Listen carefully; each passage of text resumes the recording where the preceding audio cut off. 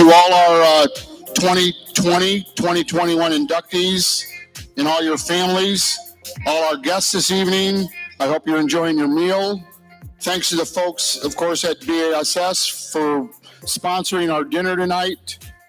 Again, want to thank the folks at Major League Fishing for sponsoring our online auction that kicked off our Celebrate Bass Fishing Week last Friday. We're doing very well on that, so I appreciate everybody that's supporting our online auction. Want to thank the folks at Rather Outdoors, not only for helping us early this evening with our plaque unveiling and the jacket ceremony, but helping us build, which I've told this to my fellow board members. You have a function like this to have a bar up there and say that, hey, drinks are on us. I like that. Anyhow, they finally said, I think I might be done for the night and I can finally go have a drink. So it is with my great pleasure that I get to introduce a Hall of Fame inductee who will MC the rest of our evening. We will have a couple little short breaks throughout the night. We're going to bring Chris Jones up from Major League Fishing for our silent auction. A couple other little things we have planned. But if everything works out right, and if our inductees abide by some of the small instructions we gave them on their speeches, for my fellow inductees, just remember 512. You all know what that means. It's not on DraftKings yet, but the board members, we have a nice little bet going on. So I'm hoping to walk away this evening with some money, which of course I'll just donate back to the Bass Fishing Hall of Fame, but that's okay. So it's with my great pleasure to bring up Bass Fishing Hall of Fame member. Where is Tommy? There's Tommy. Tommy, you were supposed to be sitting there. I couldn't see you. Anyhow, ladies and gentlemen, Tommy Sanders. Tommy, thank you very much. Okay. Thank you, John. All right. So you got Bowman, and then you got Jim. This job does itself. John's laid out all the words here for me and everything. So I know you feel cheated. I feel cheated. This is supposed to be Mercer up here tonight, you know, but we're going to get through it. There is some good news. Because of the short notice, I was not able to write any terrific jokes or sparkling stories to tell you. So that's great news for all of us. That means we're going to get through it a lot faster and have a sort of a strip down, right to the point, and celebrate these people who we come to celebrate tonight. The ones who absolutely embody all of the things that the Bass Fishing Hall of Fame is all about, celebrating, preserving, and promoting this sport that we love so much. So we're going to start with the 2020, the class of 2020. They've been members of the Hall of Fame for a year, but they have not had this important component of going in, and that is this induction ceremony where we get to, in many cases, hear their words and talk with them and just celebrate them in general. And let's start with our first one. We'll go in alphabetical order tonight, and we will start with Steve Bowman. Steve Bowman. Few people have had a deeper influence on the evolution of print and digital media coverage of bass fishing and bass tournaments than Steve Bowman.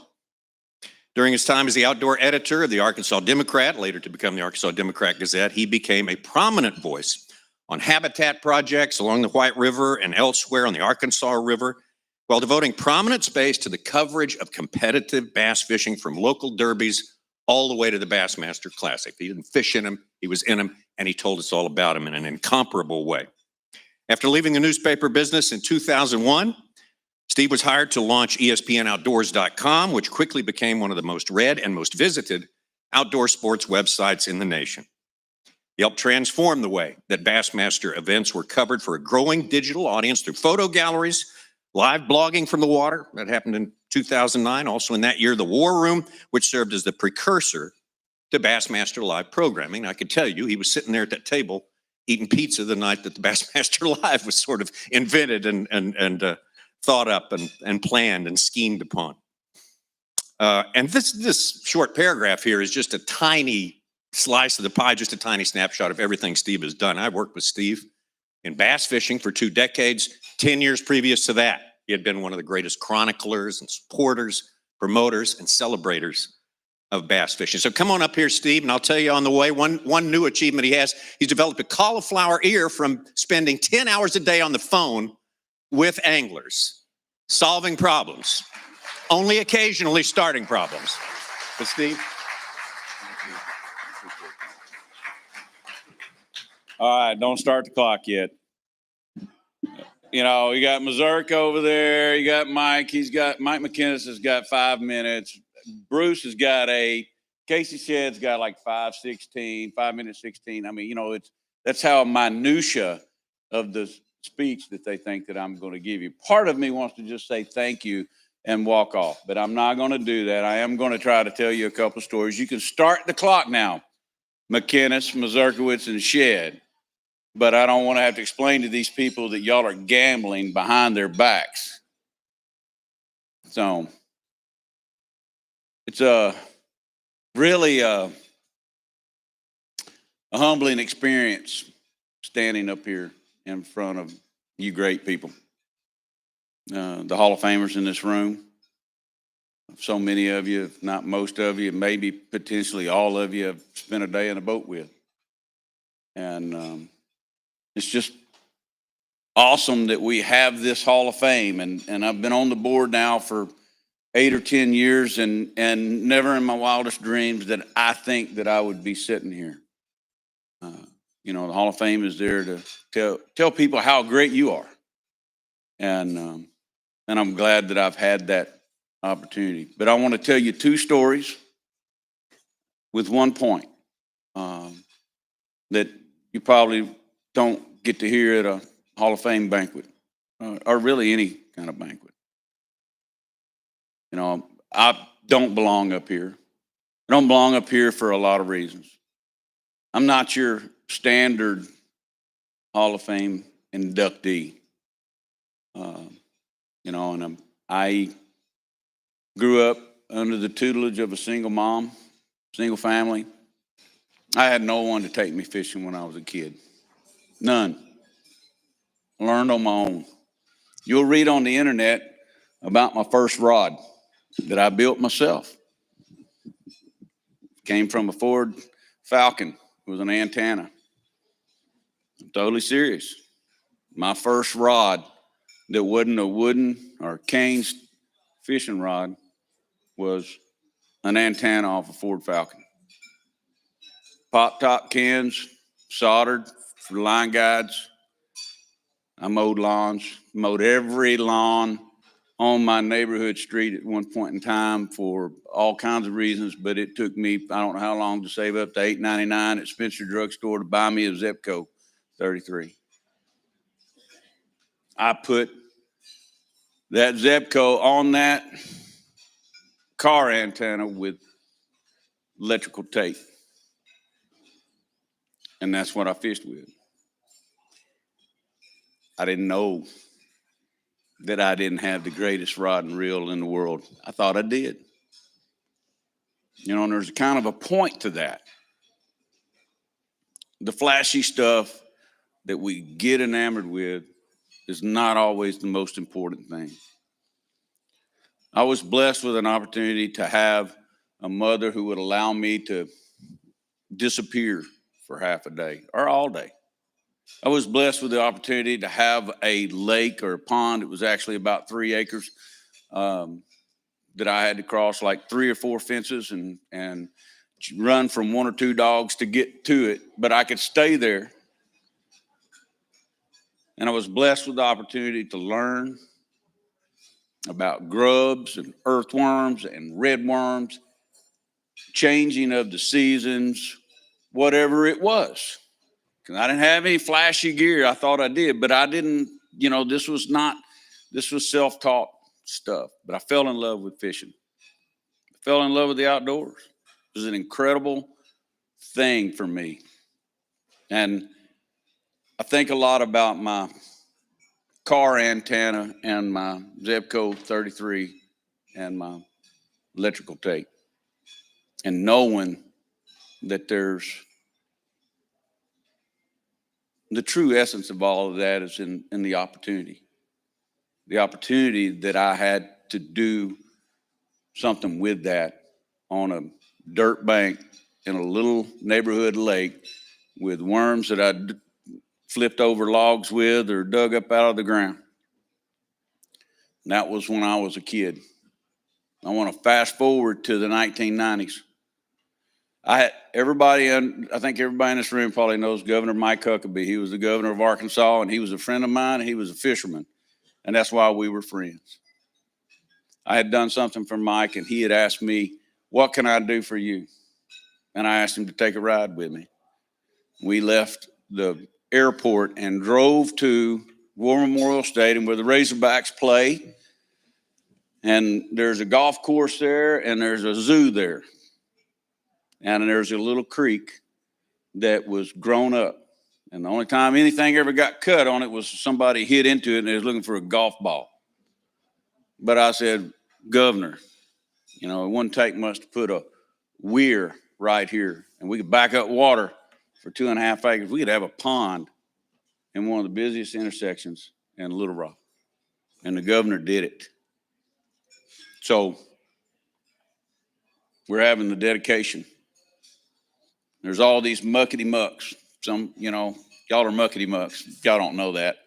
I'm deeming y'all muckety mucks. I'm not comfortable around that kind of deal. So we have muckety mucks, and we're in this little pavilion at this park, and we got this 2-acre lake, and we have stocked some brim, and we have stocked some catfish in that lake. And I'm like, this is cool. I'm glad we did, you know, doing the great thing. Look in the background, and there's a African-American kid, young boy, sitting over there. He's curious, which makes me curious. I'm drawn to people. He's an outsider. I'm an outsider. Stop the clock. Sorry. I go and talk to this kid. His name is Tyrone. He says, what are y'all doing? I said, man, we're dedicating this pond here today. We're gonna dedicate this fishing pond. He's like, well, who can fish here? I was like, you can fish it. This is your fishing pond, my friend, your fishing pond. Tyrone didn't say a word. He turned on his heels and he ran away from me like I was a German Shepherd. I was perplexed. I go back to my muckety mucks. We're having cheese balls and punch, and there's people with cameras, and there's stories being told, and there's governors being patted on the back, and there's lieutenant governors there, and there's politicians. It's just a muckety muck thing. A few minutes later, I look over at the weir, and there's Tyrone. Tyrone is fishing on the weir, and it's pretty awesome. So let me tell you about Tyrone, though. You got a pond, you got a stadium, you got a zoo, and around the zoo is a big old bamboo forest. It's the buffer between the traffic and the animals, right? Tyrone had run from me and went straight to that bamboo forest and had rode down a green bamboo tree. Still had the leaves on it. It was every bit 20 feet. I could slap half of y'all on the head with it from here. He had taken the shoelaces off and out of his high tops. And somehow he had fashioned a hook on those shoelaces, and he was fishing. Nobody took Tyrone fishing. You know, we gave him the opportunity. Golly, why am I so emotional? I'm not, well, my wife will tell you different, but the point is, we spent a lot of time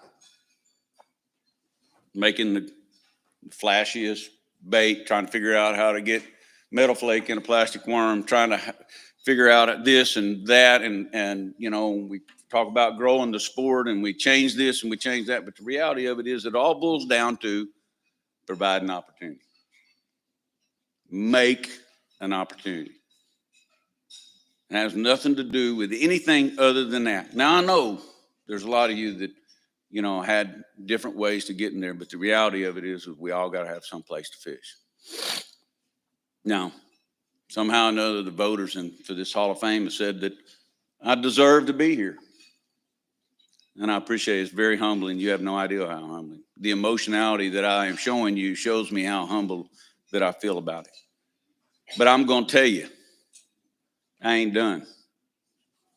This is not the crowning achievement of my career because I ain't done. I got a lot of opportunities to make. I'm going to challenge all of y'all. And every day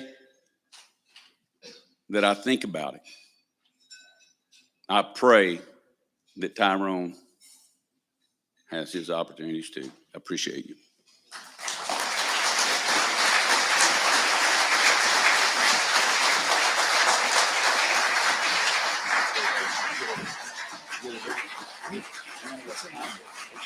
I'm the picture taking over here. Oh.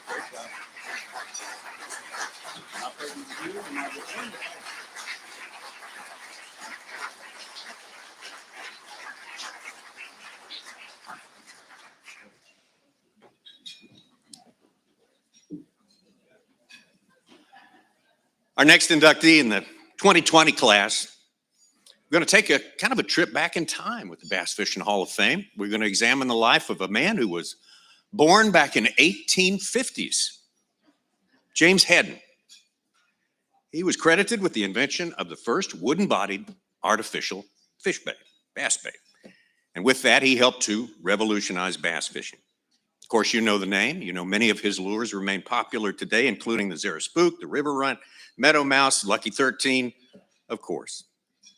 And his product's original story that he whittled a piece of wood, threw it into a mill pond near his home in Michigan, got a tremendous, furious strike there, as well, it certainly survives to this day, and it's still told now and then. But it was the first commercially successful artificial lure ever made in this country, and the namesake company that has stood the test of time. James left us in 1911. The Hedden brand name and many of the lures he designed continue to be known and used with success by bass anglers worldwide. And for everyone who has caught a bass on an artificial lure made of wood, and that's everyone in this room, James Hedden somewhere is looking at you and saying, you're welcome. You're welcome. And we welcome him into the Bass Fishing Hall of Fame. James Hedden.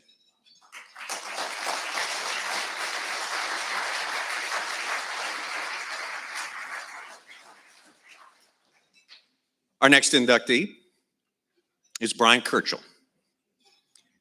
In July of 1994, 23-year-old angler Brian Kerchel lived the dream of hundreds of thousands of weekend anglers by beating a star-packed field of anglers to claim the title at the 24th Bassmaster Classic. In doing so, he became the first and only to date angler to win as a Bass Nation qualifier, as well as the first Northeastern angler to claim that coveted crown and to win the $50,000 prize at that time. Tragically, Brian Kerchel did not get the chance to defend his title in 1995 or to fulfill his destiny. Less than 5 months after his history-making victory there at the Classic, he and 14 others died in a plane crash. The Bass Nation Championship Trophy was subsequently renamed the Brian Kerchel Memorial Trophy. And his place in this Hall of Fame was pretty much preordained when he won that World Championship back in 1994. And I'm so glad I was here to be here the night he got his actual induction. So Brian Kerchel, I want to remind you that at your table, there's all sorts of great Brian Kerchel memorabilia, very, very interesting stuff and stuff that celebrates someone who probably more than anyone in history embodied those qualities of inspirational stories. And most of all, the quality that shows that bass fishing is the most aspirational sport on earth. And we'll never forget Brian Kerchel.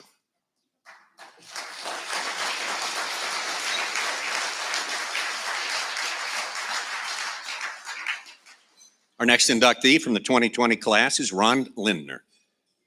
As co-founder of In Fisherman, Ron Lindner, alongside his younger brother, Al, helped shape how new fishing tackle tactics and techniques were presented to the masses, either in the pages of In Fisherman magazine or via its namesake television show and syndicated radio show. Lindner was the brains behind the proven angling algebra, formerly known as FLPS, or FLP equals S, fish plus location plus presentation equals success, which still guides the principles of how In Fisherman covers the sport. To this day, he co-authored 10 books, devised a comprehensive system of classifying lakes and rivers, reservoirs, providing anglers a shortcut to finding the prevailing fishing patterns for any time of year. Ron was also a prolific tackle designer with 3 patents and 30 unique designs to his credit. After selling In Fisherman in 1998, the Lindner brothers launched Lindner Media Productions, which they founded with sons James, Daniel, and Bill.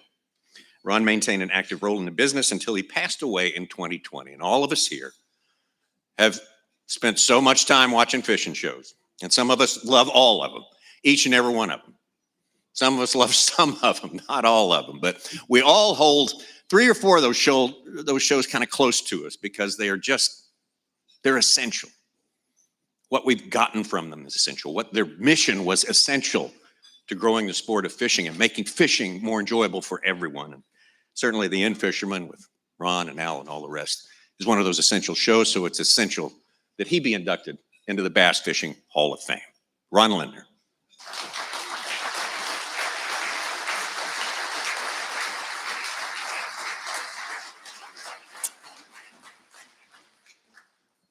Oh yes, and we have Dawn and Jimmy of the Lindner family coming up here to have their picture taken, maybe to hold the trophy. Do we have, there they are. Okay, I'm sorry, guys.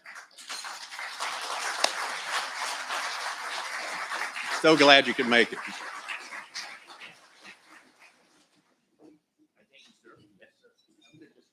Oh, here, step right up here. We got time for you to talk.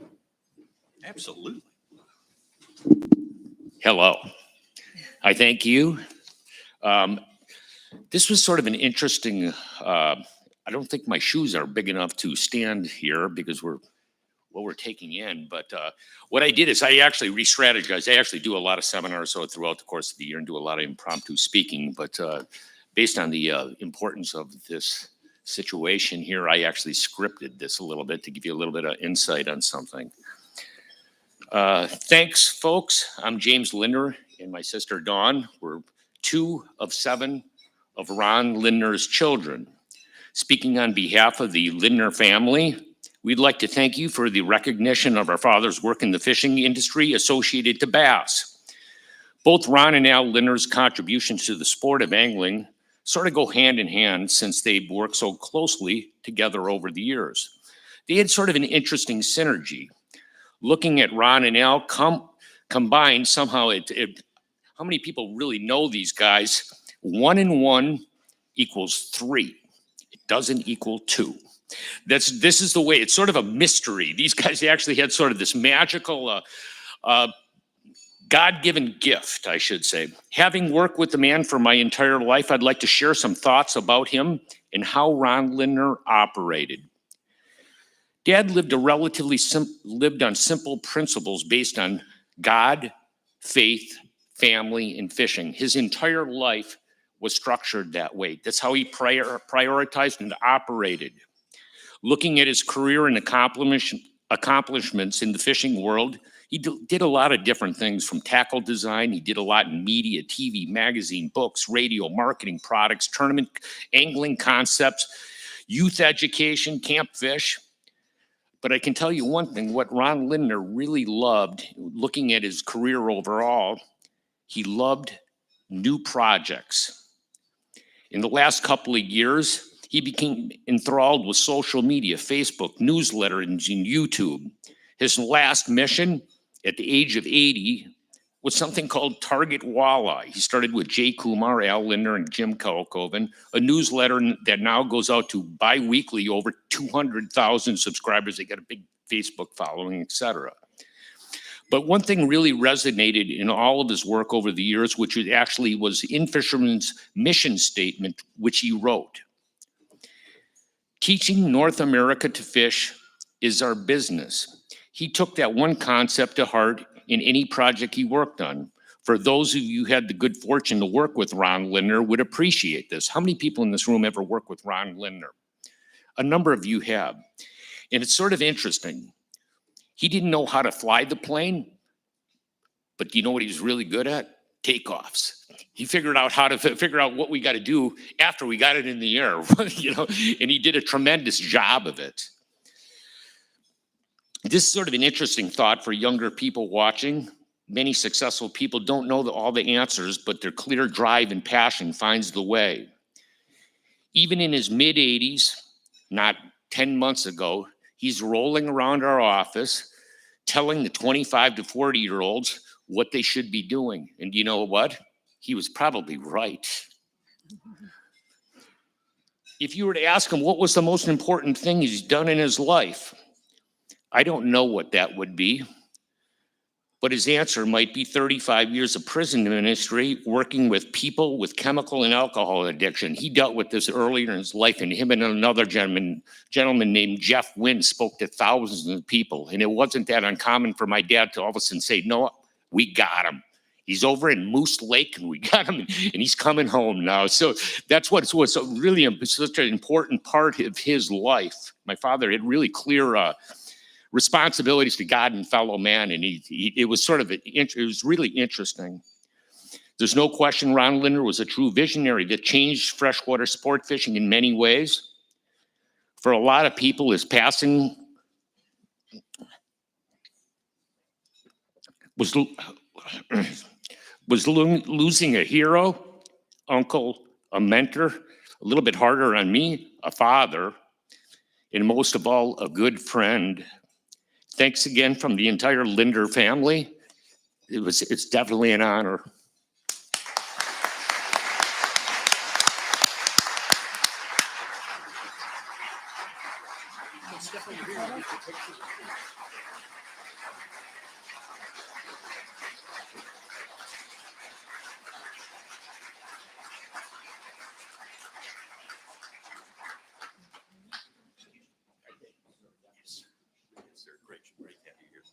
Good stuff. And finally, in the class of 2020, from the time he was old enough to drive, Jay Ellis focused on a career as a professional bass angler. Since arriving on the scene in the late 1980s, he has compiled one of the most impressive resumes of any angler in the modern era. Between 2002 and 2007, he was a dominant force, winning the 2002 Bassmaster Classic, along with 3 Angler of the Year titles with FLW and Bass. Known for his versatility, his easygoing manner, his easygoing nature, Jay is one of the handful of anglers who amassed more than $1 million in tournament winnings from competing both in FLW and BASS events.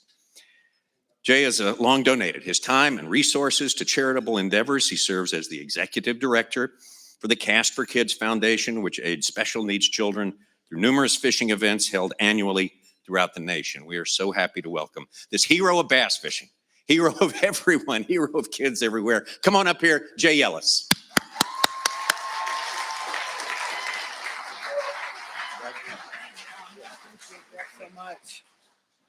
Well, that's great. Thanks, Tommy, and thanks to everybody for coming out tonight and being a part of this great event. A lot of people to thank tonight, and start with my family here in the front row.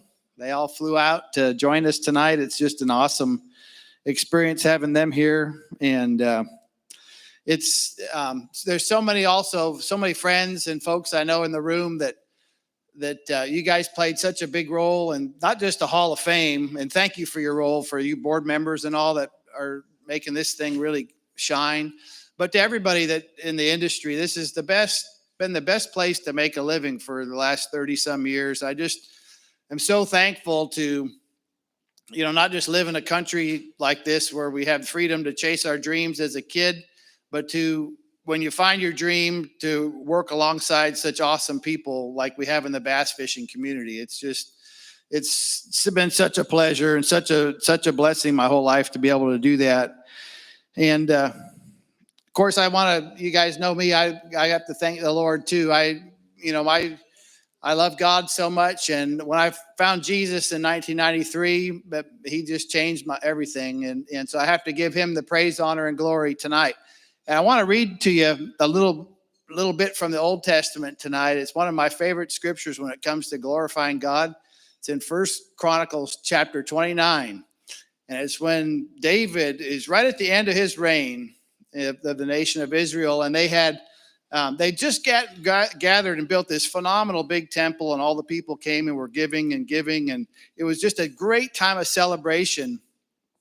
And here you have this leader who's he's like the man, back then.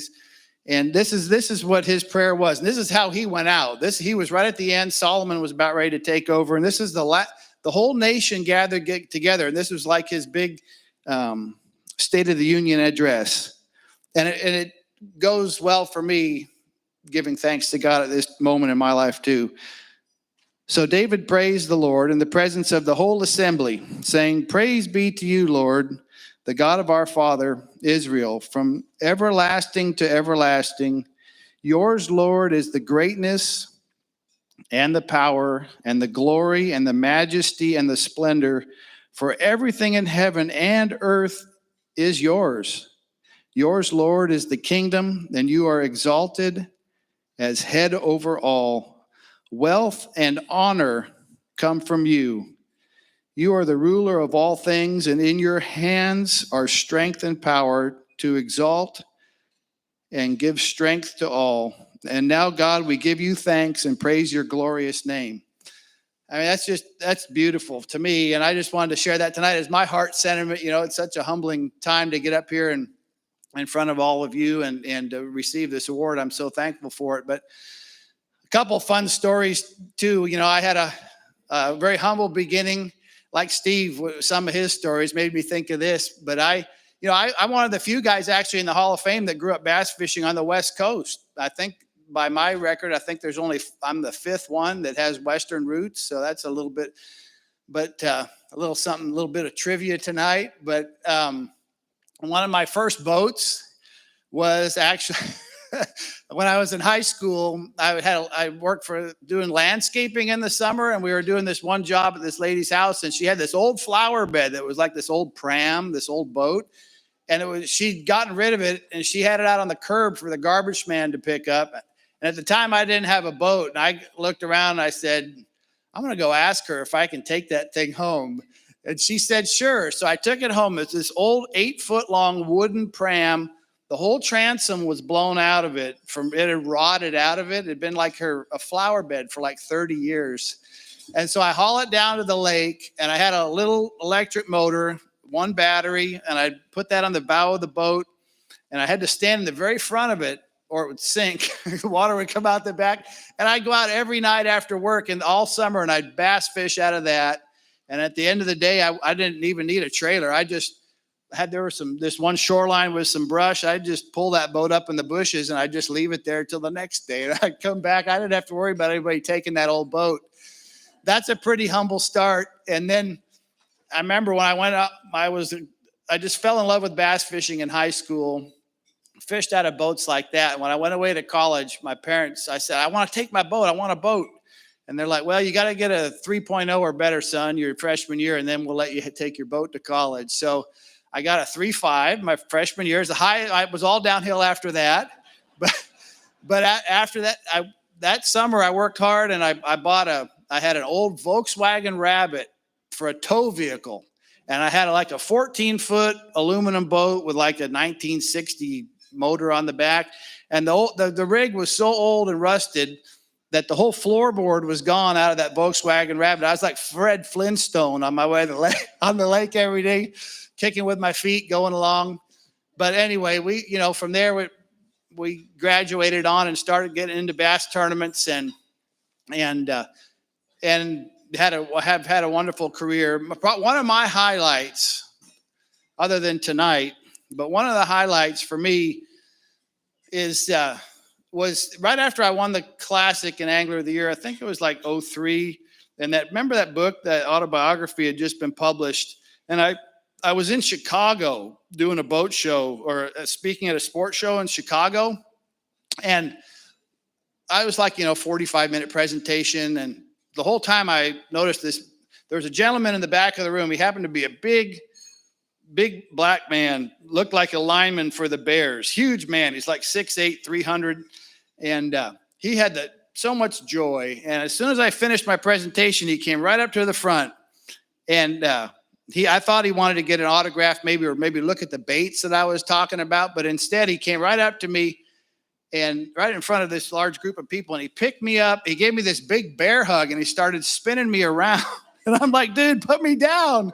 What's going on? He said, oh, Jay, I just wanted to tell you, I read your book and I found Jesus. And I just wanted to thank you for that, putting that book out. And I was like, thank you, Lord. That's only God could do something like that, where a gentleman like that in Chicago would find the Lord through bass fishing. And so, that's why bass fishing has been such a passion of mine as a youth. I just love the sport of fishing, but it's also been a great vehicle for a ministry, and you can do in ministry, and it doesn't matter what line of work you get in. Growing up, if you want to get into ministry, you don't have to be a preacher. You can be a bass fisherman too. So that's kind of how my life has gone, and it's been great. And lately I've been working with the Cast for Kids Foundation, and we put on fishing events to give an opportunity for special needs children to enjoy this great sport of fishing. And many of you in this room tonight have supported the Cast for Kids Foundation over the years. I thank you for your support. And, but I just love it because it's, fishing is a sport for everybody to enjoy. I love fishing with my kids. I love fishing with my parents, my friends, old college buddies. I love taking young people fishing and teaching them how to do it. I learned fishing from a mentor, Bill Cedar, an older gentleman that taught me how to fish. It's just a great social sport. It's a great competitive sport, but it's also a great sport for everyone. But not everybody gets an opportunity to fish. And a lot of special needs kids, they just don't have a chance. And so that's what we do at the foundation. We put it on events all across the country. I'm going to one in Texas on Saturday, and we get these kids out. We love on them and celebrate them. And the way we do that is by taking them fishing. So check us out, castforkids.org. And that's kind of a passion of mine now. I'm still really enjoying fishing on the Elite Series and look forward to doing that for several more years. And just thank you guys and gals so much. And congratulations to everybody in the blue coat. And I'm so proud to be here. Thank you.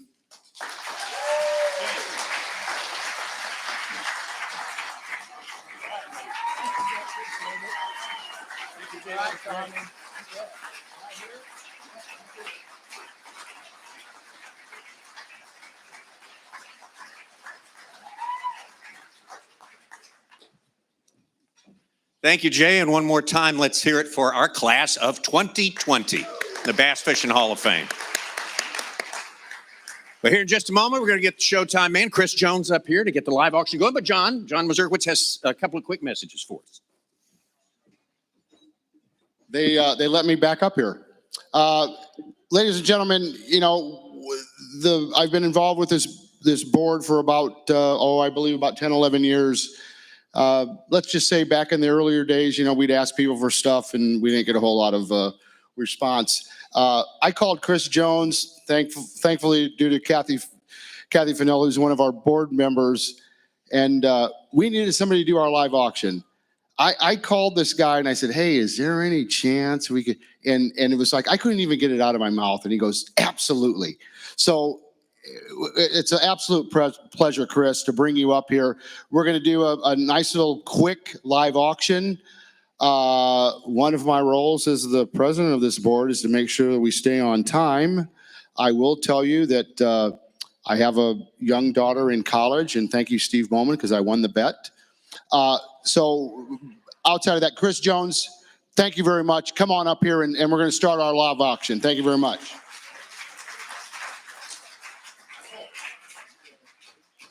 I need a couple board members up as spotters in the room. So Carini, put down your drink. Clifton, I need you. Both of the Todds, I need you both. Just watch hands going up, okay? And we'll take it from here. Thanks, Chris, again. Appreciate it.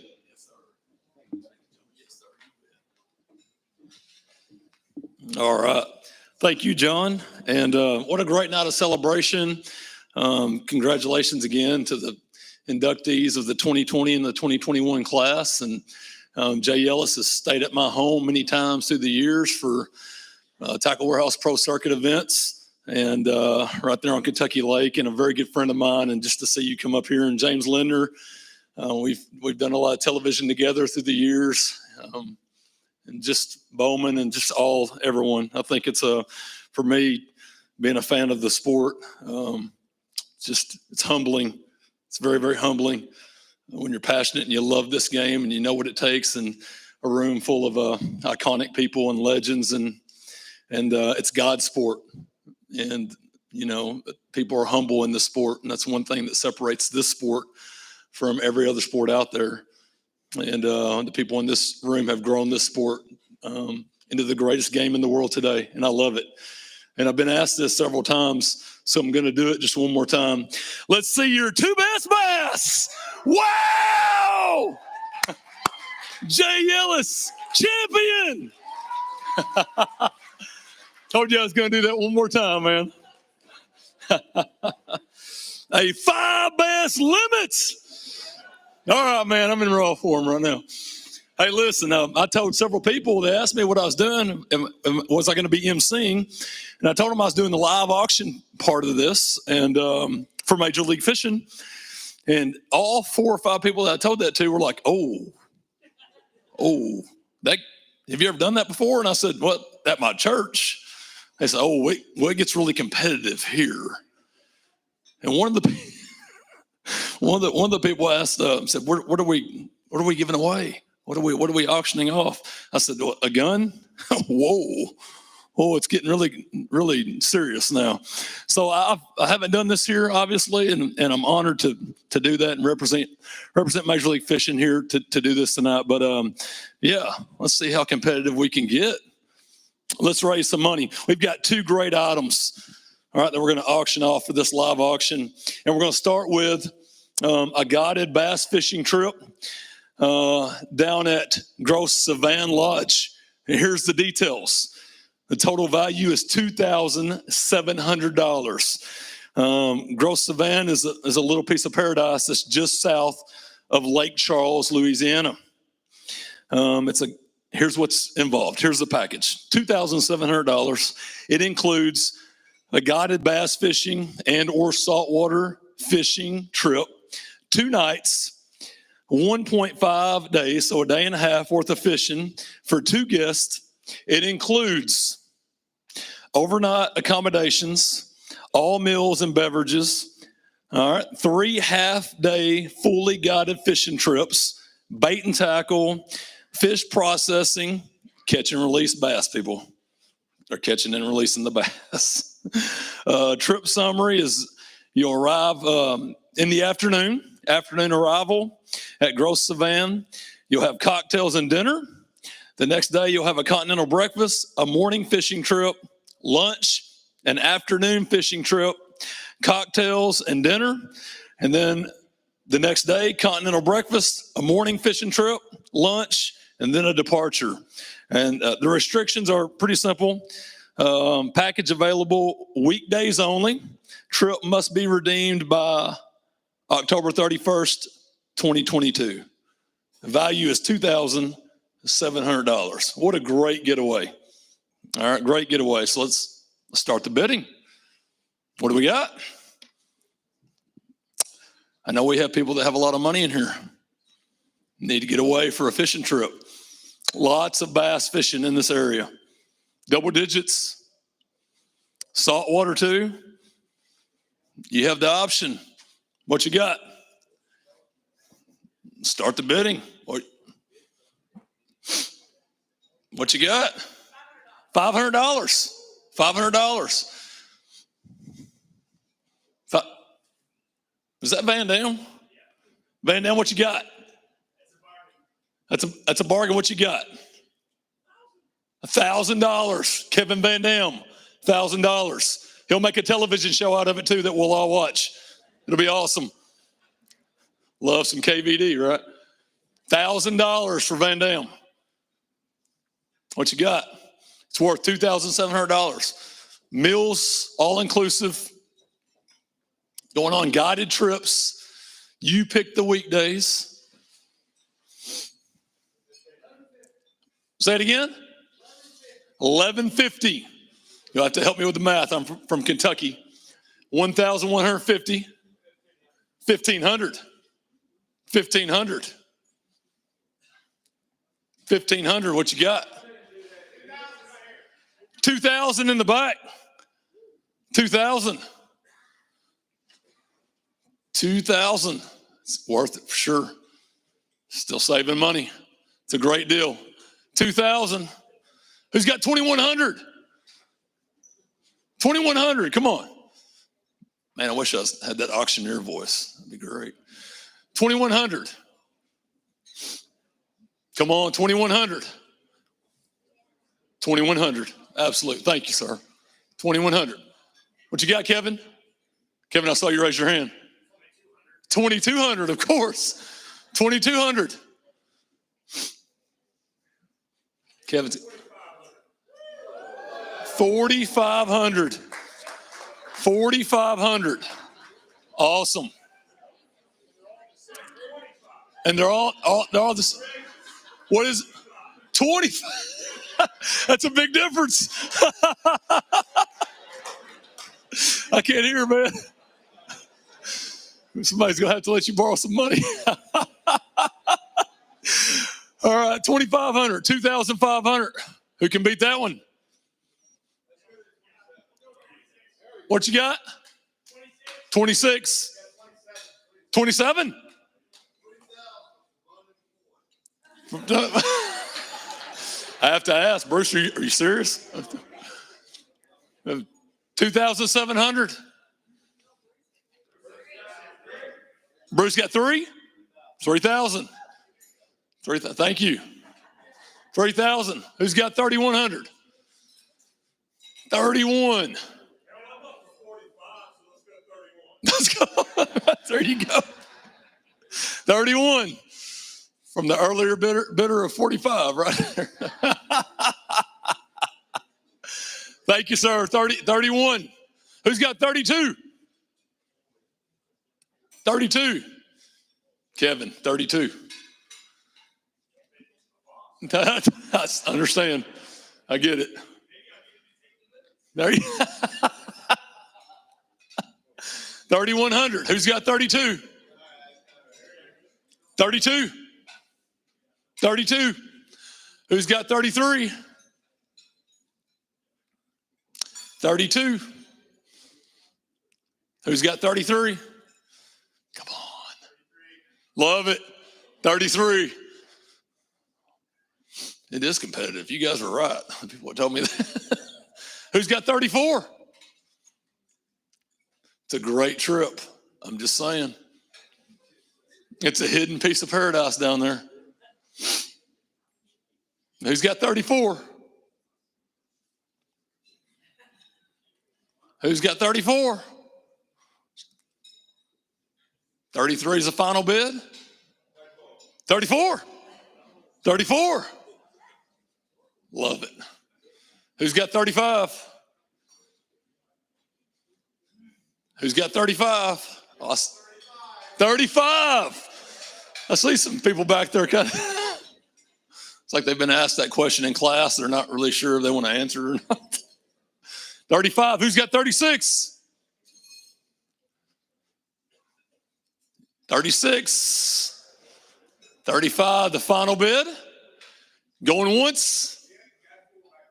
What you got? 4? We're getting closer to 45. 4. We got 4. Who's got 41? Who's got 41? I see some people back there. That's funny. Who's got 41? Watching some of the people in the back, their reactions, I just wanted to. You got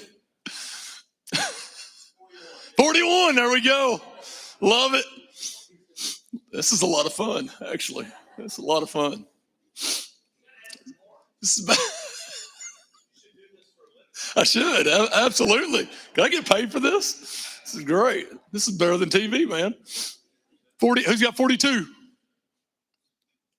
We've got 41 on the table, right? Who's got 42? 42?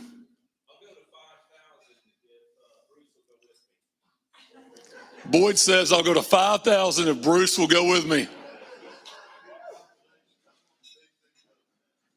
I'm on fixed income.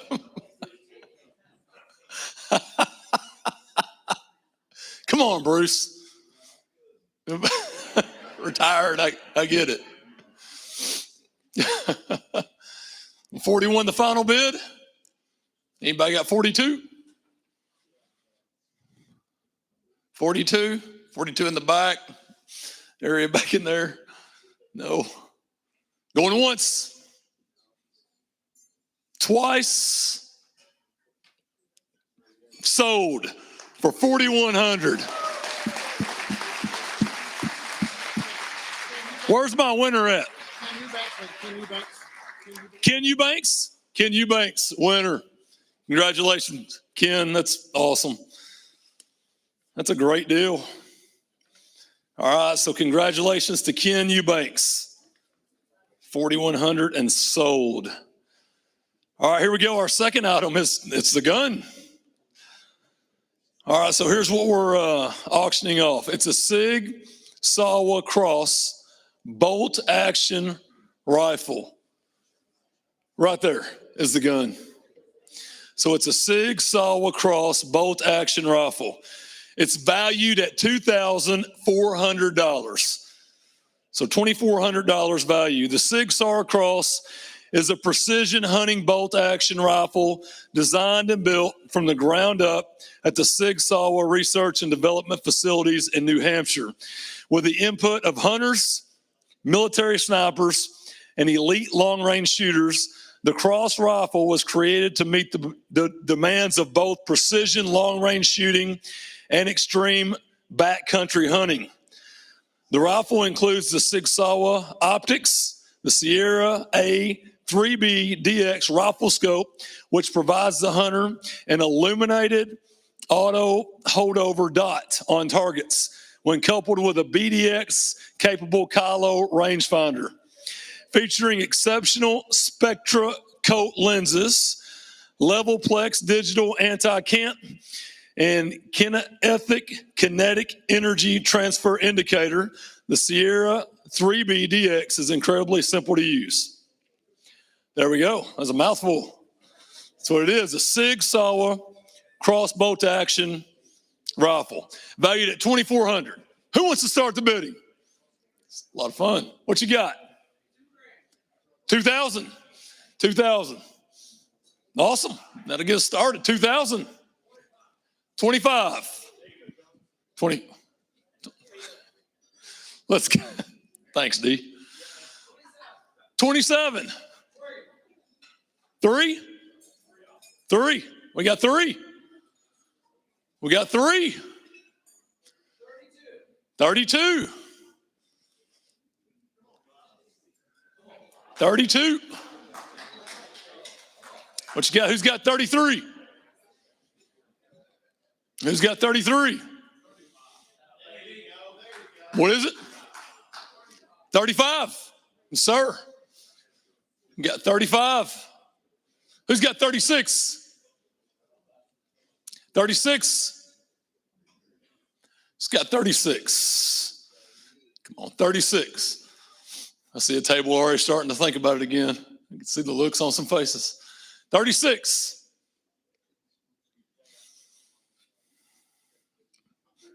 Jay, come on, man. 36. All right, so we're at 35. Going once. Twice. 37. Love it. Save the day. 37. Yes, sir. We got 37. Who's got 38? Who's got 38? 38? 4? Somebody say 4? I got you. Yes, sir. 4. Man, I can't see nor hear. 4, I got you. 4. Yes, sir. Who's got 41? Who's got 41?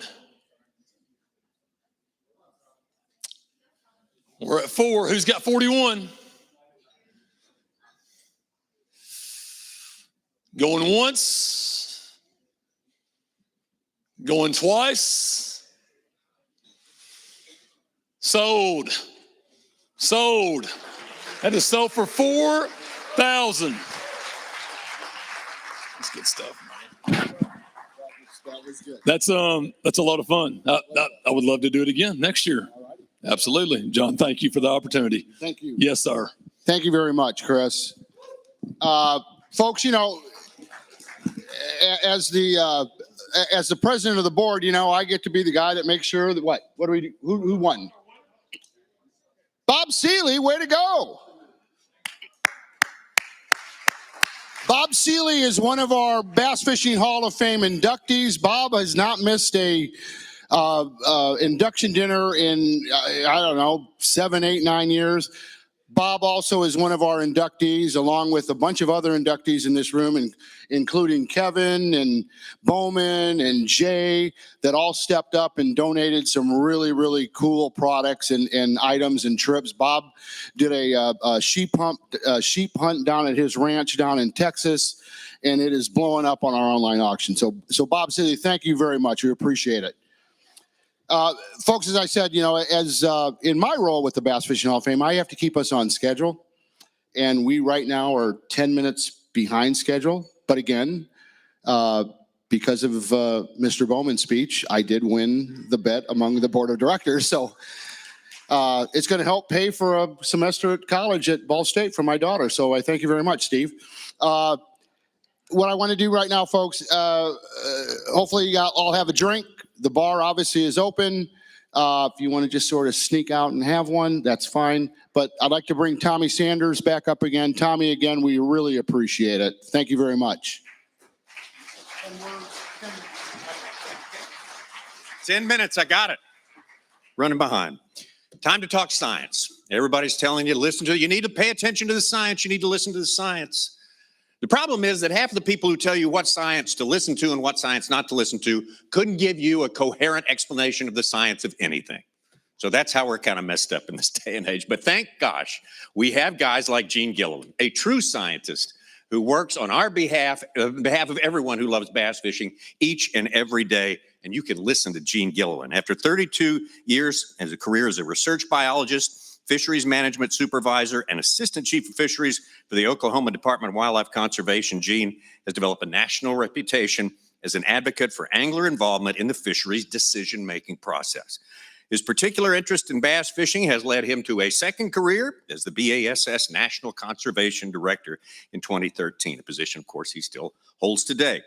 In that role, he's worked tirelessly to protect the interests of bass anglers everywhere through his writing, his attendance at key events, and his participation in numerous national boards and councils. Gene Gilliland was previously inducted into the American Fishery Society's Fishery Management Hall of Fame. He's an old hand at these Hall of Fames, and he's getting another accolade. Let's bring up Gene Gilliland. Gene, congratulations. One Hall of Fame after the other. Yeah. Wow. I will do my best to get us back on time. Thank you. Good night. I'm just going to rip through a list of people that I want to thank and get on to the thing I really want to talk about. But a lot of people, influenced me over the years. Unlike Bowman, I did have somebody that took me fishing as a kid. I had Uncle Ralph that took me bass fishing. I didn't go fishing with a hook and bobber. We went bass fishing the very first time I went. My parents were very supportive of me. I had a childhood friend, Charlie Steed, that we kind of taught each other to fish, terrorizing farm ponds all over North Texas. I wound up going to college at A&M, and Richard Noble, who was my professor, encouraged me to pursue a career in fisheries. And then I wound up getting a job with the Oklahoma Department of Wildlife. And the supervisors I had, Kim Erickson, Greg Summers, Jeff Boxrucker, kind of gave me free rein to do stuff related to bass. Because that was my background was in bass fishing, and that's really where I started getting tuned into what I wanted to do as a career. And we started doing a lot of really cool research projects on Florida bass, on smallmouth bass. We kind of gravitated over to doing a bunch of stuff with bass tournaments. Rick Horton helped me with a lot of that research. And it was at a time when bass tournaments were being maligned, and there were a lot of issues with the bass tournaments being bad. And we were trying to figure out how can we show the public that bass tournaments aren't bad. We're not killing all the fish. Obviously, the catch and release programs had been instituted many years earlier by Ray Scott, but we worked on a lot of things to try to make it even better. A lot of that work was that we did was founded on work that Hal Schramm did in his work earlier in his career as a professor, especially when he was in Florida and later in Mississippi. And then I started getting involved with BASS on a professional level. I joined BASS in 1969 when I was a little kid. But I started getting involved with the conservation side of things at BASS, and the conservation directors at the time, Al Mills, then Bruce Shupp, then Chris Horton, and Noreen Clow, all engaged me to work with bass on things like fish care and fish management and just conservation things in general. I started writing for Bass Times. Matt Vincent, a lot of you probably know Matt, invited me to come and write for Bass Times, which I did for about 15 years. And then in 2002, Bruce Shupp, the conservation director, commissioned, I guess you'd say, Hal and I to write Keeping Bass Alive, which that little booklet, for those of you that got to go down into the Hall of Fame space, that little booklet kind of became the fish care Bible across the tournament industry. And a lot of what's in that little book that we wrote 20 years ago is still very relevant.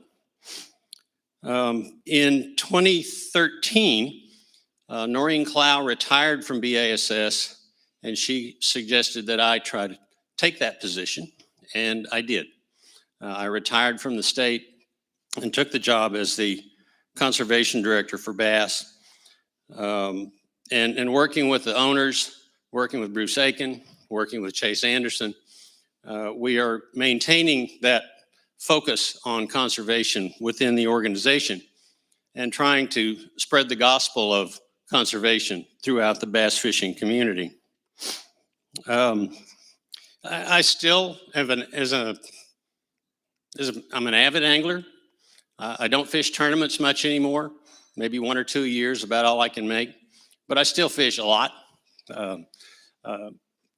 Some of my fishing buddies over here, Steve Clay and Alan McGuckin, we spent a lot of time in the boat and a lot of miles together. And everybody gets emotional at this point. I got to thank my wife, Pat, for 40 years of staying with me. And she now has developed a real passion for bass fishing too, which is kind of cool. But what I really want to leave you with is the idea that, the Bass Fishing Hall of Fame mission is to celebrate, promote, and preserve the sport of bass fishing. And there's a lot of individuals in this room and across the country that have made huge contributions, but you can't tell the story of bass fishing without the bass. And there are countless numbers of other biologists and agency administrators that have had a tremendous impact on this sport and still do. And by creating and managing the resource that this sport depends on. And I hope that my induction opens a door for those people to be nominated, because they are every bit as deserving, I feel, as the people that take advantage of the sport because of the fisheries that we've helped create. And I want to thank every one of the people on the board, the selection committee, the Bass Fishing Hall of Fame, and all of you for this honor. Thank you very much.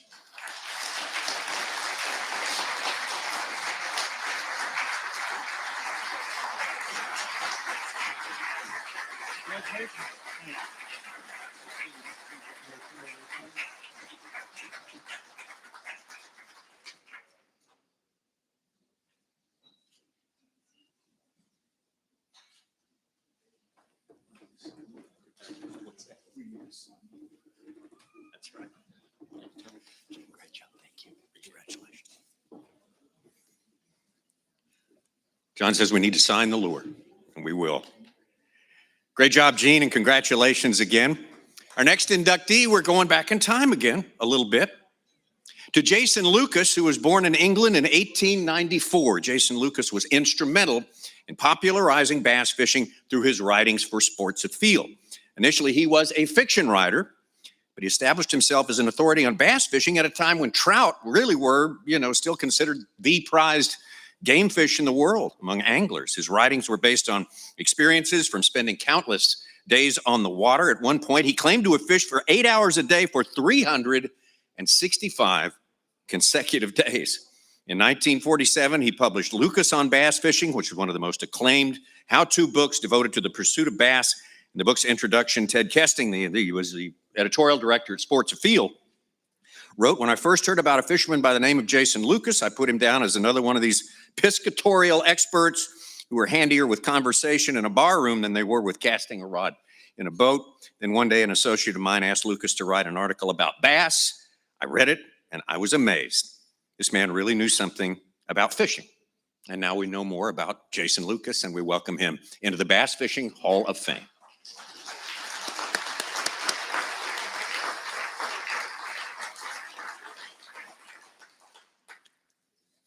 And our next inductee and final inductee from the class of 2021 is Trip Weldon. Yeah. Trip Weldon joined the BASS tournament department in 1990 and has served as the tournament director for only the third person to hold the post of tournament director for that organization since 2002. During his tenure, Trip earned a reputation as a firm but fair arbiter of the rules, oh yes, and presided over the first female and the first college angler to compete in a Bassmaster Classic. He was integral to the creation of the Bassmaster Elite Series and helped to steer the organization into occasionally murky waters that defined the digital age of bass fishing tournaments. Tripp was also a fierce competitor, and I think we all know that. One time allowed him to participate in tournaments. He earned 2 top 5 finishes in the Redman All-American events at Lake Havasu and the Arkansas River. He also won an ever start on Lake Martin. Tripp is one of my heroes. He is a man among men. And Jay talked about from the Old Testament. And I've seen days when Tripp had to bring to bear to his job the wisdom of King Solomon, like Jay was talking about, and the patience of Job also, and he'd done it in a perfect way all the way through. Let's give a big hand to Tripp Weldon.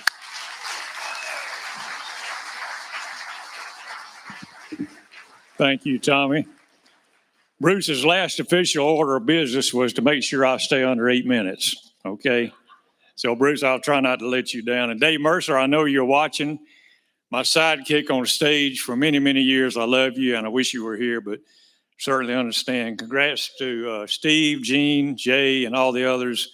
I'm truly humbled to be standing here with you tonight. I feel like I'm doing a tournament briefing for some reason. But let me say, Dave Preck talked about the power of prayer, and I want to say real quick, this time a year ago, many of you were praying for me, and Mary and I, from the bottom of our heart, we thank you for those prayers. I was about to undergo a battle with non-Hodgkin's lymphoma, and I'm doing good, and I really, really appreciate your prayers. Please keep those prayers going for the ones Dave mentioned, especially Aaron and Leslie Martins. They need our prayers, and prayer is oh so powerful. God has been good to me, really good. Growing up in Montgomery, Alabama, just 2 blocks from the original Bass headquarters, never, ever did I dream I would be standing on this stage at this platform. And other than Alabama football players, my heroes growing up were Rick Clunn, Larry Nixon, Roland Martin, Bill Dance, Ray Scott, Guido, Basil Bacon, Jerry McInnes, all the people I saw on TV. And it is such an honor to share this hall with them. I want to thank my late mother and father for taking a young man fishing and hunting and introducing him to the outdoors at an early age. And this is a true story. In the 2nd grade, Miss Quinley said, "Class, who can name the 4 seasons of the year?" Eager to answer, I raised my hand. She said, "Okay, Tripp, give us the 4 seasons of the year." Honest truth, I said, football, baseball, fishing, and hunting. Those were the seasons that mattered to me. That is a true story. But I have so many people to thank. My friend and former Bass Tournament Director, Dewey Kendrick, and Helen Sevier, Bass Fishing Hall of Famer, for having the confidence in me to do this job. Bass CEO Dean Kessel for naming me Tournament Director way back in 2002. Seems like it was yesterday. All the great staff, the many people I work with, a lot in this room, Dave Preck, Chris Horton, good to see you, Gene, Carol Stone, Chauncey, so many people, and a lot of others I could name. And to Bruce Aiken, Bruce, my good friend, roll tide, Bruce. I appreciate you, appreciate your leadership, appreciate you leading us through a pandemic. We finished our complete season, and we appreciate what you've done. And Chase Anderson, I appreciate you and wish you good luck. I know you're going to do great things. The ownership groups, I've had a lot of bosses, y'all. A lot of bosses. Helen Sevier and Carl Dabbs in the Jemison Group. That was the first ownership group that I worked for. ESPN, those were fun years. Jerry McInnes, Don Copeland, great guys. And Don Logan. Don couldn't be here tonight. He's fixing to undergo hip surgery. But Don was such a great guy. My office was like 3 offices down from Don, and he was so full of wisdom and would always guide you in the right direction. And Don, we appreciate you and wish you well with your hip replacement surgery. It'll go well. I've had it done, and trust me, you'll be better off for it. In the Anderson Group, Chase and Charlie, appreciate you guys. And again, Chase, I know you'll do well.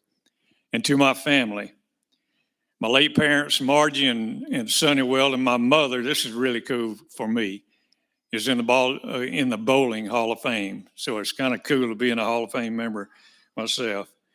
Daddy was an accountant with the Department of Conservation in Alabama, so we spent many, many days at our wonderful Alabama state parks. My late mother-in-law, Baby Dudley, she was my grandmother's best fishing buddy. So that was really special. And to my wife, Mary, 38 years. I love you. I thank you for loving me, and I thank you for being there at home, supporting me as I travel across this country. And all of you in this room, many of you in this room know how hard it is on the wives to hold down the home for it while we travel all across this country, and we appreciate all of you. Our sons, Hank and Ben, and our daughters-in-law, Mallory and Abby, thank you for making the trek here tonight. Thank you for being the good Christian parents to Henry and Millie and Janie Beth and Bennett. We appreciate you. I love you all. And Papa T and Granny love those grandbabies. I promise you that. In interviews in recent years, I've been asked what I might remember or enjoy the most, and my answer was simple. In my time at Bass, I not only had the privilege of being around legends in this sport, but I also had the pleasure of a front row seat to see men become legends. KVD, Davey Height, Jay Ellis. It was a pleasure and an honor to be alongside those guys. My first tournament was the 1991 Classic, and that was Kevin's very first Bassmaster Classic. So Kevin and I have gone through the years together. It's been quite a ride. Saw his kid, all of these guys, the kids grow up. Saw Jay Ellis's daughters. Last time I saw them, they were about this tall. Now they're grown and they're fixing to be grandparents. Congratulations. You know, it's no secret. I will always bleed the green and gold of the Bass Shield, a shield that has stood for so many things. Conservation, clean waters, grassroots, high school and college fishing, and in my world, fair competition. Big thank you to the thousands of anglers that we dealt with over my 30 years. May not have always got it right, but I dang sure tried. In closing, I want to say my biggest honor has been standing on the Bass stage, the Bassmaster Classic stage, representing not only bass, but this great sport that we all love. I hope I said and did the right thing. Remember this, none of us are bigger than the sport. Take care of it, honor it, and when you leave it, make sure you leave it in a better place. Thank you again, and God bless you all.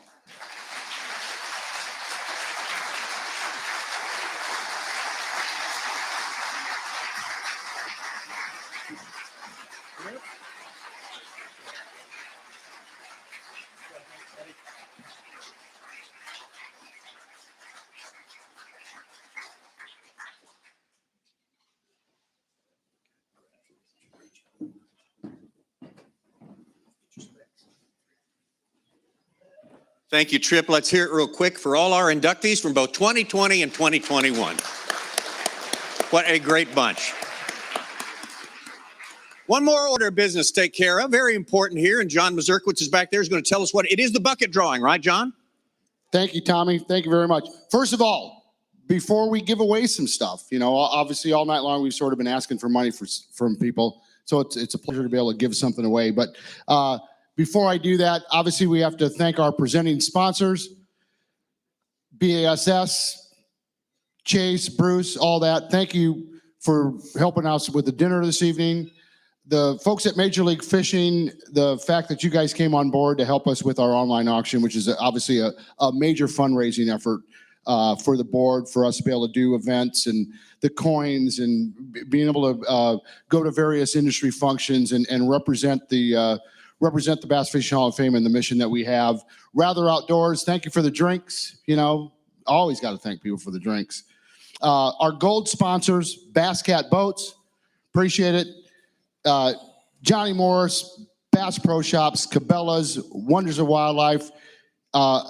You know what? I really think the staff here, you know what? My family owns a bar back up in South Bend. And it's so difficult running any type of business like that these days because they can't get any help.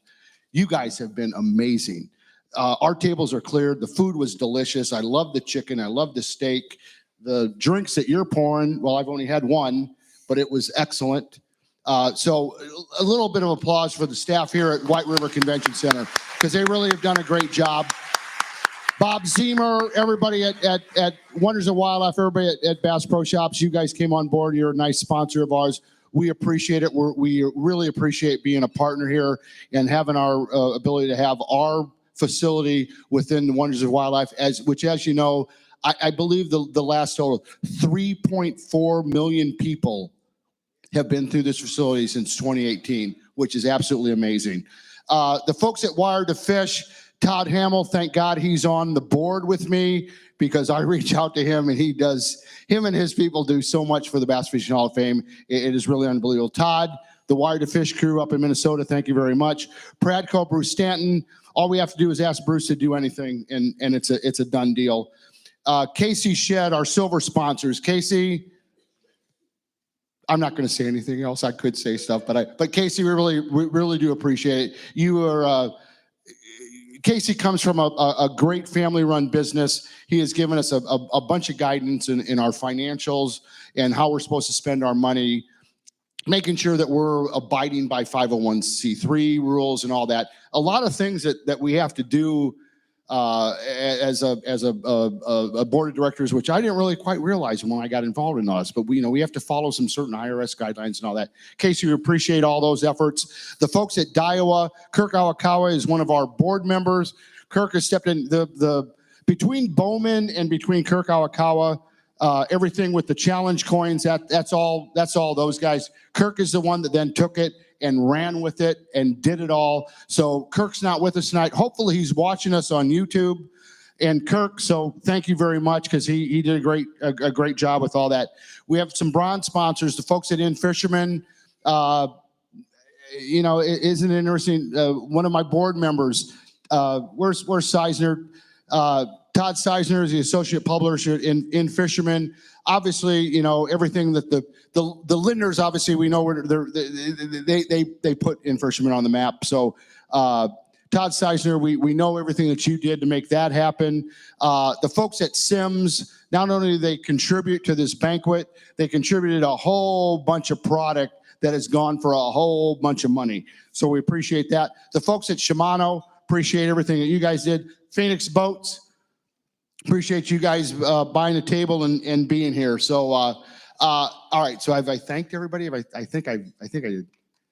Clifton, am I over 8 minutes? No. Matter of fact, we are, believe it or not, folks, we're like 10 minutes ahead of schedule.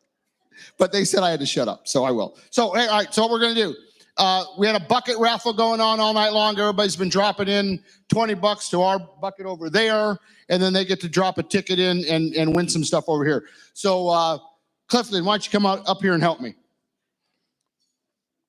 So, our first winner, 733260. 733260. C. Clifton. Bruce Stanton, come on up here.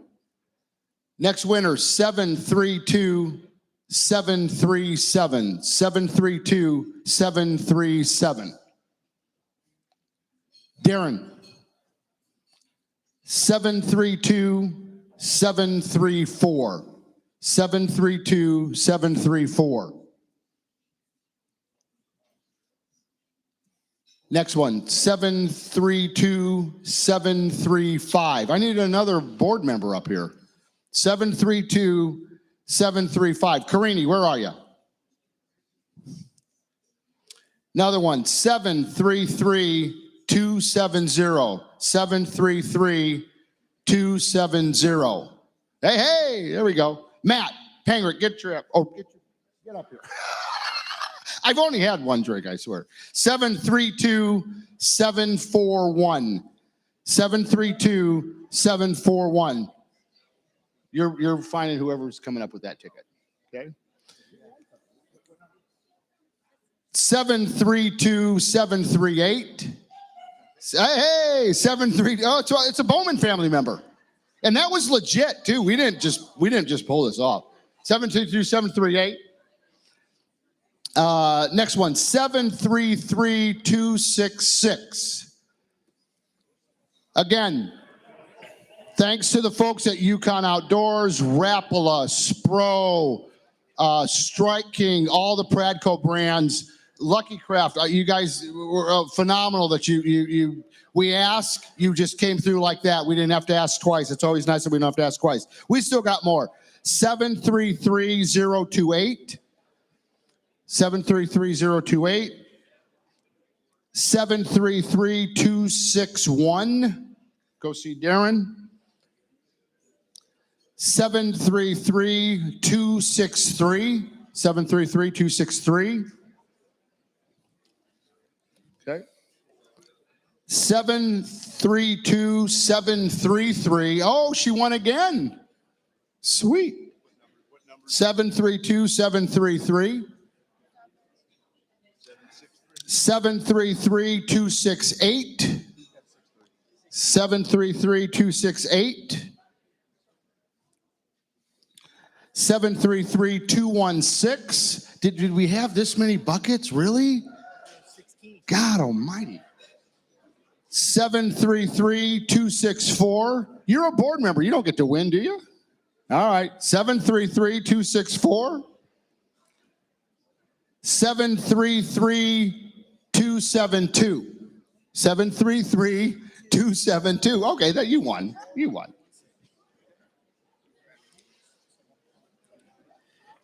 Tommy, before I turn it over to you to close it out, one thing I haven't done tonight, I get to come up here and have a lot of fun because I do enjoy doing this. But I have this group of people that are phenomenal. So I want to introduce our board members. Tim Carini, been one of our vice presidents for, I don't know, he keeps trying to say, well, maybe I can't do that. We won't let him off the board. So Tim's been with us about 4 or 5 years. He's one of my vice presidents. Darren Cole with Blue Heron Communications. Another one, we won't let Darren ever leave. Donald Howell, unfortunately, cannot be with us. Donald's been a board member and has been really our accountant, our finance man for about 7, 8, 9 years. Darren makes sure, or Donald makes sure that, we're all a bunch of volunteers and we think we can do this and we can do that. But being that we're this 501c3 company, we have certain rules we have to follow. Donald makes sure that we follow the rules properly and we don't get in trouble. Kirk Awakawa, who I mentioned earlier from Daiwa. Steve Bowman. Bowman, nice speech. Thank you for winning some money. Todd Seisner, associate publisher at Fisherman. Where's Seisner? Todd Seisner, even before he was one of our board members, always helped us out, anything we asked. Kathy Fennell from Major League Fishing. Kathy, what a pleasure it is having her on the board. She sort of keeps us in line. Gene Gilliland. Gene's been with us a whole bunch of years. He is the director of all our conservation efforts. As you know, a lot of the money that we raise tonight, we give conservation grants to organizations throughout the country. And I don't know if you guys all knew this, but I'm an Indiana boy. The past couple of years, we've had some groups down in southern Indiana have done some great things. And it's not because I'm on this board, but they've received some of our grants. Are doing some great things down at Patoka Lake with some habitat programs and all that. So we appreciate everything that Gene does to follow. That's one of our key missions is the conservation aspect of it. Todd Hamill with Wired to Fish. Not only does Todd Hamill serve on our board, but Todd Hamill convinces a bunch of his people on his staff to help us do things like this program, our challenge coin. A lot of our material type things, we need some people that understand how all that's done. Todd Hamill, can't thank you enough. And you tell your folks up there they did a great job. We appreciate it. Bill Huntley is not with us this evening. Bill is one of the retired owners at T&H Marines, been with us for a while. Bill is also a Bass Fishing Hall of Fame inductee. Matt Pangrik, where's Matt? Matt's one of our new board members. Matt finally realized what the world we're all about, and I think he's enjoying it. So that's good. That's good. And one of these days, he's going to win a tournament. Tim Price is with Hummingbird Minn Kota. Tim obviously can't be with us tonight because there's a show going on down in Tampa called the Ibex Show. obviously we're all volunteer board members. Your job has to come first. Tim has to do that. But Tim supported us, as you've seen you see all the hummingbird and Minn Kota stuff up here. He volunteers and chips in on a variety of things. Pete Robbins is not here this evening. Pete serves on our communications committee, helps us out with a variety of our publicity efforts. Clifton Rutledge. Clifton's a board member that came back to us. Clifton's having a good time being on this board. And Clifton is a pretty smart guy. I've learned, and you know what? He's going to keep us on track. He's going to keep our financials in order and things like that. Casey Shed with AFTCO. Casey, can't thank you enough. You know, Casey's one of our younger board members. He can't hang with some of the older board members, but you know, that's okay, Casey. We appreciate everything that you've done, everything you do, all the support that you give the hall, both as on your personal level and the, Barbara's telling me to wrap it up. I got one more person, Bruce Stanton. Bruce Stanton with Pradco. One thing that Bruce Stanton did that I don't know if you've been down to the hall, there is a Hedden lure there that has been locked up in the Pradco safe for how many years, Bruce? 40 years. The people at Pradco finally figured out, you know what? What's it doing in the safe? We need to do something with it. So the Pradco lure that was from 1893 or 1894, really the first couple of years that James Hedden was making wooden lures, that lure is now on exhibit in our facility down at the Bass Fishing Hall of Fame. The claim to fame of that, it is the most expensive wooden lure on the market. It's worth about $35,000. A lot of people were taking pictures of it today. So, you know, we appreciate the folks at Pradco, appreciate Bruce Stanton for allowing us to have that lure on loan here to the Bass Fishing Hall of Fame venue. Tommy Sanders, Barbara said I'm not allowed to talk anymore, so I'm turning it back to you. Thank you, everybody. I appreciate it. I've had a blast. Thank you, John. And thank you, everyone, for showing up tonight. We love you all. It's been especially great to see you after 2 years, and we look forward to seeing you next time. Travel safe, and we will see you then. Thanks again. Good night.